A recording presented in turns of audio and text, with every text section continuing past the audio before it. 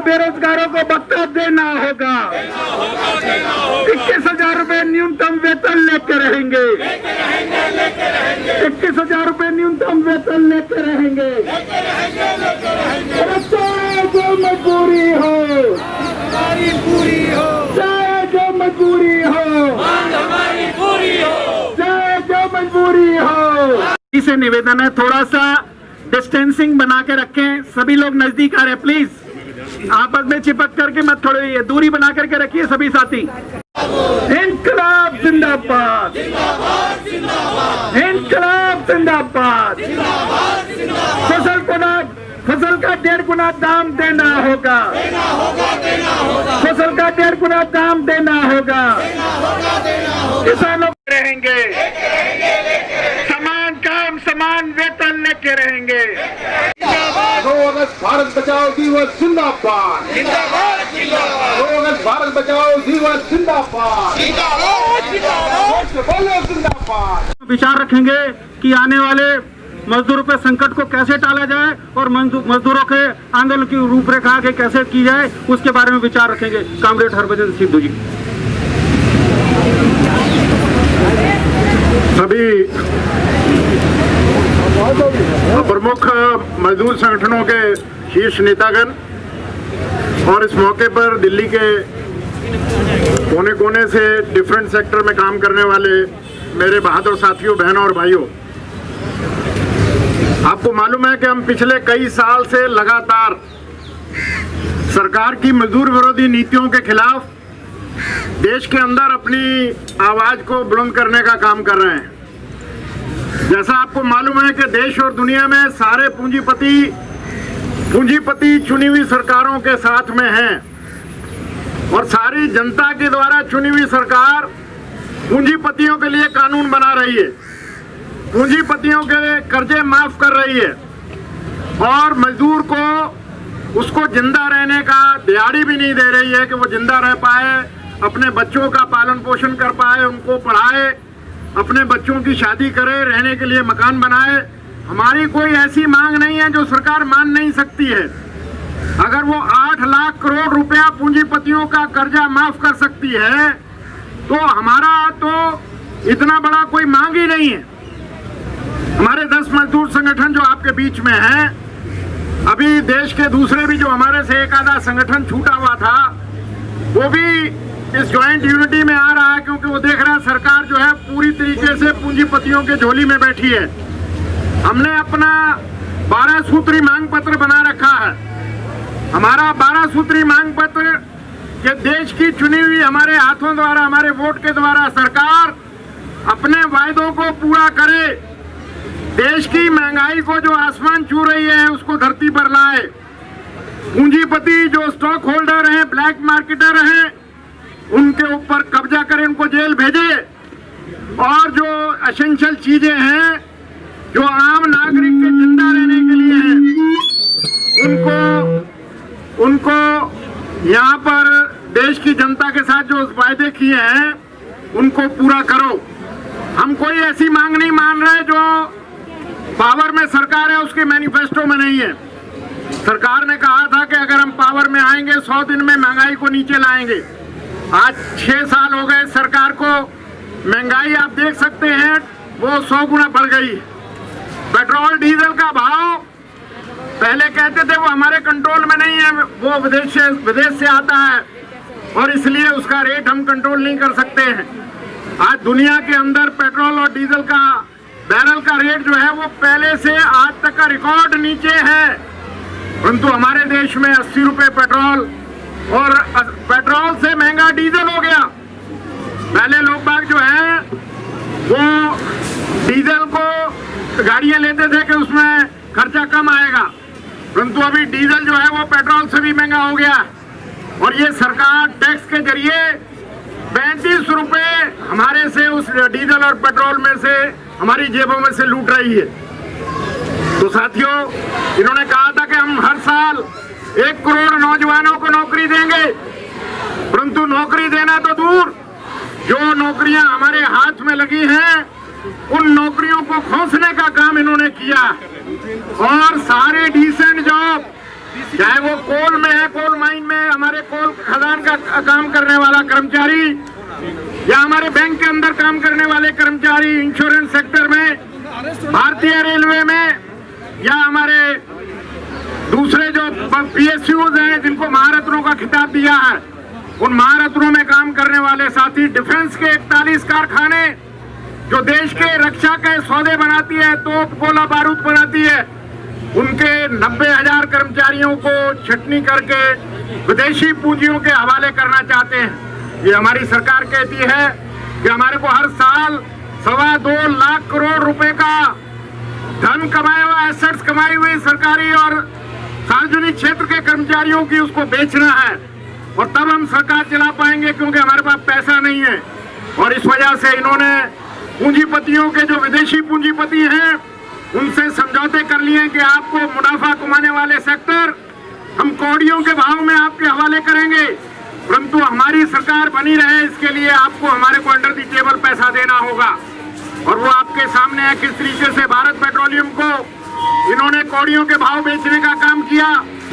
BSNL जो भारतीय संचार निगम है उसको कौड़ियों के भाव बेचने के लिए पहली दफा दुनिया के अंदर तकरीबन 87,000 कर्मचारियों ने अपनी स्वेच्छा से रिटायरमेंट लेने का फैसला किया। उनके अभी सेटलमेंट नहीं हुए हैं, और उन्हीं के टावरों को अपने निजी दोस्त को जो जियो का मालिक है मुकेश अंबानी, उसके हवाले करके, और उसको मुनाफा हो रहा है। देश का सबसे पैसा कमाने वाला जो अगर कोई दूर संचार है जिसके पास, तो वो जियो है।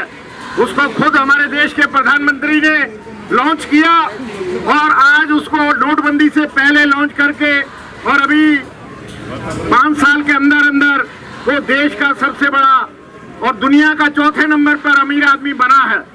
ये हमें बड़ा फक्र है कि एक हिंदुस्तानी चौथे नंबर पर अमीर आदमी बना है, परंतु गरीबों का गला काटकर, उसके पेट पे लात मारकर अगर कोई सरकार किसी को अमीर बनाना चाहेगी, हमारे देश का मजदूर, मेहनतकश मजदूर जो देश का निर्माण करता है, वो इसको कतई बर्दाश्त नहीं करेगा। हमने 22 मई को तय किया था कि लॉकडाउन के अंदर जिस तरीके से देश के कामगारों के ऊपर, हमारे प्रवासी जो कामगार हैं उनके ऊपर, जो हमारे इनफॉर्मल सेक्टर में काम कर रहे हैं, करोड़ों करोड़, 20 करोड़ से ज्यादा साथी जो बड़े बड़े शहरों में काम कर रहे थे, प्रधानमंत्री ने सिर्फ 4 घंटे का नोटिस देकर पूरे देश को लॉकडाउन कर दिया। उस वक्त सिर्फ 100 से भी नीचे केस थे हमारे देश में, और सारे देश को लॉकडाउन करके ये प्लानिंग नहीं की कि वो रोटी कहाँ खाएंगे, कहाँ पर रहेंगे, कैसे गुजारा करेंगे, अपने बच्चों को पालेंगे, और वो अगर घर जाना चाहें तो घर कैसे जाएंगे। आनन फानन में पूंजीपतियों को पैकेज अनाउंस करके और पूरे देश को लॉकडाउन कर दिया। हमारे दिल्ली शहर में भी करोड़ों वर्कर भूखा मरने लगा तो सड़कों पे आ गया। उसने कहा भूख मरने से अच्छा गोली खाकर मरेंगे। उनको पुलिस ने बुरी तरह से, जिस तरीके से उनको, जैसे क्रिमिनल को कुछ नहीं कहते हैं ये, परंतु हमारे मजदूर को जो एक मेहनत करके रोटी खाता है उसको लाठियों से किस तरीके से तोड़ा है, किस तरीके से उनके पैरों में छाले पड़े घर जाने में, कैसे हमारी बहन महिलाओं ने सड़क के ऊपर अपने बच्चों को जन्म दिया। ये आजाद देश के अंदर ये चुनी हुई हमारे द्वारा सरकार के लिए शर्म की बात है। और ये बात करते हैं पूंजीपतियों की कि उनको नुकसान हो रहा है, इसलिए हमने 20 लाख करोड़ रुपए का पैकेज दिया है। उस 20 लाख करोड़ रुपए के पैकेज में उनके पुराने कर्जे, उनको कहा कि जो आप डिफॉल्टर हो रहे हो वो कर्जा लेकर दोबारा क्लियर करो, नया काम शुरू करो। परंतु आपको जानकर दुख होगा कि हमारे देश में जितना भी मजदूर प्रधानमंत्री ने ऐलान किया था, कोई भी मालिक किसी मजदूर को लॉकडाउन में नौकरी से नहीं निकालेगा, उसको अपने रोल पर रखेगा, उसको महीने का तनख्वाह देगा, पगार देगा, उसके रहने की व्यवस्था करेगा, उसके खाने की व्यवस्था करेगा। परंतु हमारे को देखकर कितना कष्ट हुआ कि प्रधानमंत्री की अपील को भी पूंजीपतियों ने ठुकरा दिया। जो होम मिनिस्टर का ऑर्डर था उसको रद्दी की टोकरी में डाल दिया। किसी भी मालिक ने इस मुसीबत की घड़ी में किसी एक भी वर्कर को खाना खिलाने का और ठहराने की व्यवस्था नहीं की। हमारे सभी मजदूर संगठनों ने अपनी क्षमता के अनुसार उन मजदूर भाइयों को जिंदा रखने के लिए जो भी हम कर सकते थे हमने किया। परंतु दोस्तों, ये सरकार जो है पूंजीपतियों की गोदी में बैठी है। और अभी कोल माइन जो प्रधानमंत्री ने अपना प्रेस इश्यू बनाया है, कि 400 ब्लॉकों को बेचेंगे, 50,000 करोड़ रुपया पब्लिक का वहां पर इन्वेस्ट करके इंफ्रास्ट्रक्चर क्रिएट करके उनको काम का माहौल पैदा करेंगे। और प्रधानमंत्री ने खुद बोली का शुभारंभ किया, परंतु अभी तक उसमें कोई भी बिडर आ नहीं रहा था। प्रधानमंत्री ने खुद प्रयास करके वेदांता को, बिरला को, टाटा को, इनको कहा कि आप उसमें बिड में आइए, हम आपकी मदद कर रहे हैं, आप हमारी मदद नहीं कर रहे हैं।